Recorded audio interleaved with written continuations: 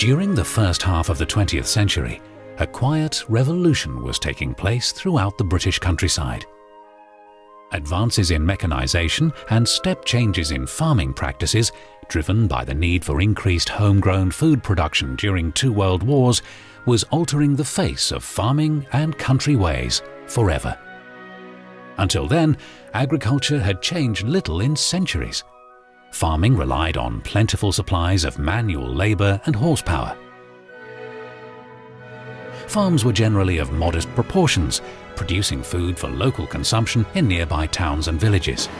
But in the late 19th century, as Victorian railway mania hit its peak and over 4,000 miles of branch lines snaked their way across Britain, the ability to supply fresh vegetables, dairy produce and meat to expanding industrial towns and cities brought much-needed prosperity to the countryside.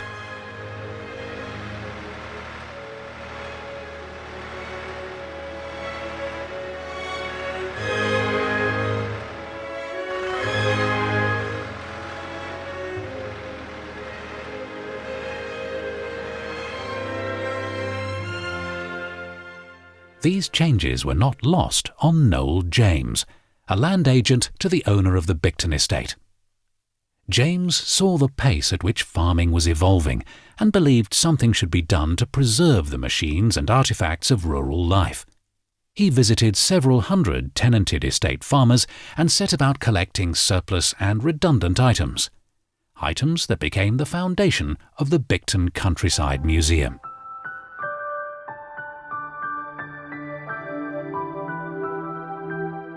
Without Noel James' foresight and tenacity, it's doubtful that even Bicton Estate's very own fire engine would have survived.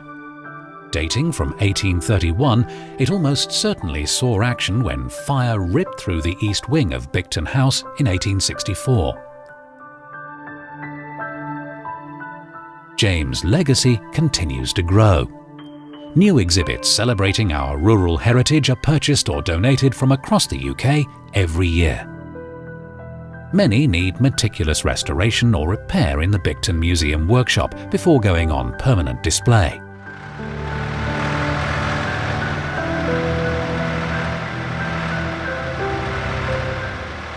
Perhaps the biggest threat to horsepower, and a clear sign that things were about to change forever, is this 1917 Fordson Model F tractor. Designed by Henry Ford, it was the world's first mass-produced tractor. This early example is one of 5,000 units made in Detroit, Michigan, before production transferred to the UK. The all-British Saunderson tractor enjoyed a brief spell of popularity during the First World War, when farm labour was in short supply. But it never competed successfully with the Fordson. At the dawn of the 20th century, steam power was everywhere. Coal was a cheap and plentiful fuel source, and steam drove factory machinery, pumped mines, powered ships and railway engines, and, unsurprisingly, also became a mainstay on the land. The prospect of food shortages during the First World War had put pressure on farmers to increase production. Although they rose to the challenge, weaknesses were exposed in traditional farming methods, due largely to the scale of production. By the mid-1930s, with Britain once more under the threat of war, large-scale clearance of non-productive agricultural land was made a priority. It was steam power, in the form of traction engines, which undertook much of the heavy clearance work, such as uprooting mature trees and hedgerows. And when it came to powering threshing machines, elevators and other static farm equipment, steam engines offered proven reliability and could deliver much more power than most petrol-driven tractors of the day.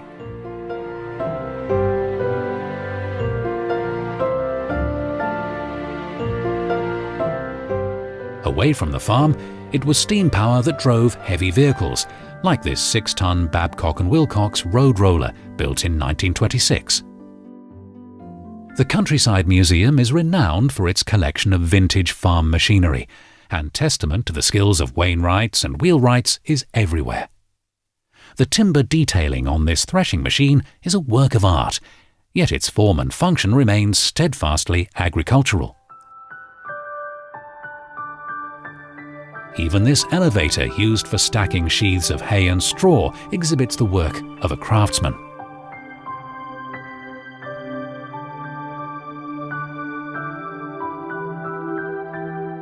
Farm wagons collected from all over England each display local characteristics. This is a Somerset wagon dating from about 1850. Cider is synonymous with the West Country. The apple orchards of Devon and Somerset are some of the finest in the UK, and the region has been home to cider production for centuries. This magnificent cider press, dating from 1800, has a centre thread cut by hand from a single piece of elm. The top beam is also elm, and it too has an internal thread laboriously cut by hand. Film dating from 1959 shows cider making on a similar press. Chopped and pulped apples are spread between alternate layers of oat straw. Yeast from the straw aids fermentation, and pressing continues until no more juice can be extracted. The result is a refreshing drink that was relished by thirsty farm workers, as too were mugs of locally brewed beer.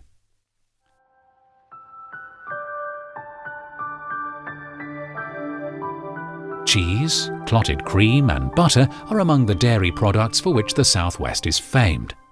On-farm production was commonplace, with women and girls responsible for milking and working in the dairy. Local milk deliveries were made direct from the farm, using horse-drawn or hand carts.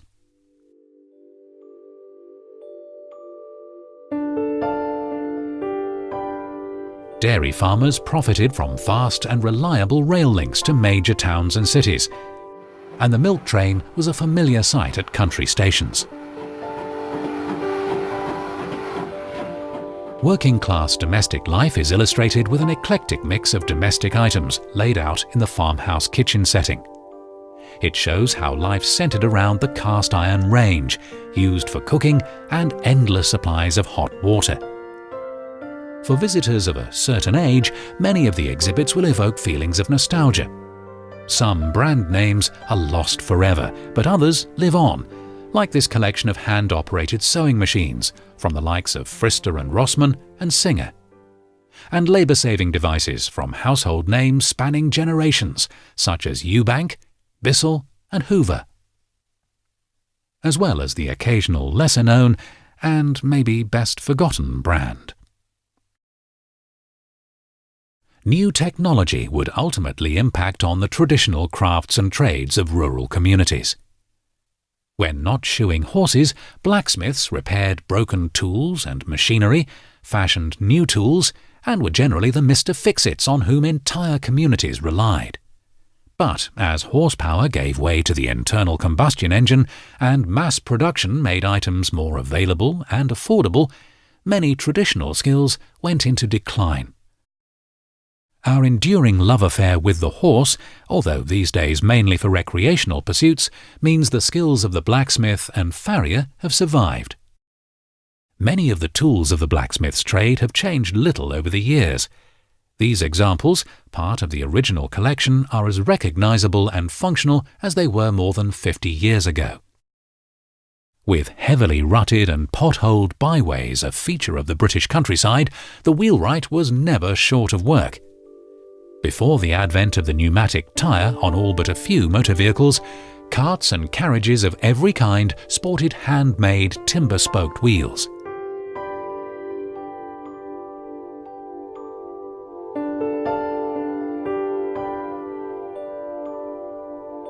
The thatcher's art has changed little over the years. These simple traditional tools have never really been bettered.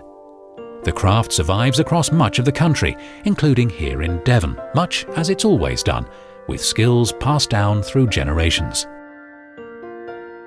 No country estate would have been without a gamekeeper, and Bicton was certainly no exception. Shooting parties were big social occasions, and the gamekeeper had to ensure a plentiful supply of game was available, as well as controlling vermin and predators. Traps and snares could be laid for just about anything, or anyone, such as unwary poachers. 19th century country living was all about self-sufficiency. Many villagers had a plot of land on which they could raise sheep, pigs and poultry and grow their own fruit and vegetables. Surplus produce was sold at the local market, helping to boost their modest agricultural incomes. Cultivating even small parcels of land was back-breaking work, and any form of mechanization was rare. But in the 1920s, petrol-driven cultivators began to appear.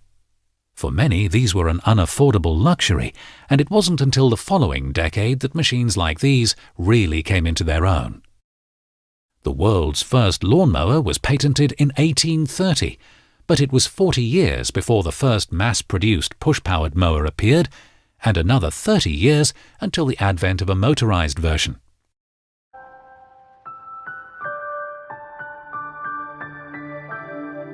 The variety and diversity of exhibits in the Bicton Countryside Museum is breathtaking, and only by exploring at your leisure will you begin to appreciate the scope of this unique time capsule.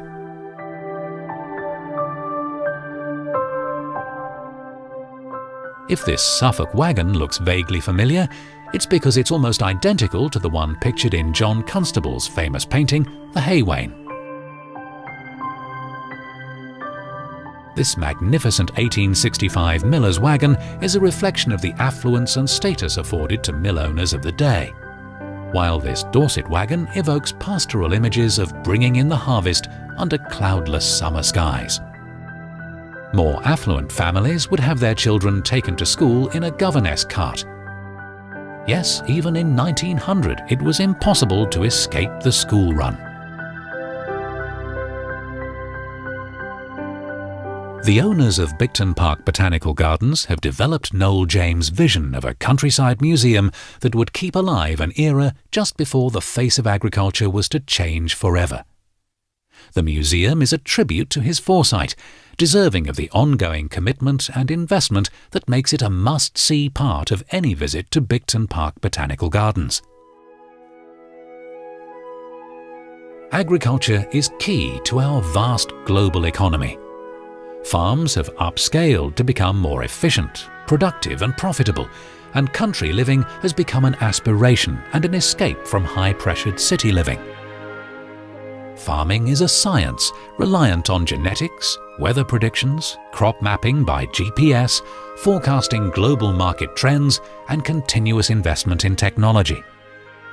Country living is big business, the ultimate lifestyle achievement, the reward for years of urban routine, a playground, and a place for relaxation or solitude. Change is inevitable, but whether the changes that have taken place in the British countryside throughout the last 150 years are all for the better is for you to decide.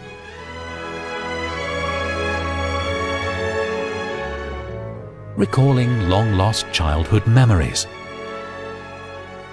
Taking a peek into the lifestyle of your ancestors. Or simply taking shelter from a passing shower. Whatever brings you to the Bicton Countryside Museum, we're certain you'll find something to fascinate, intrigue, and enthrall you. Now, go explore.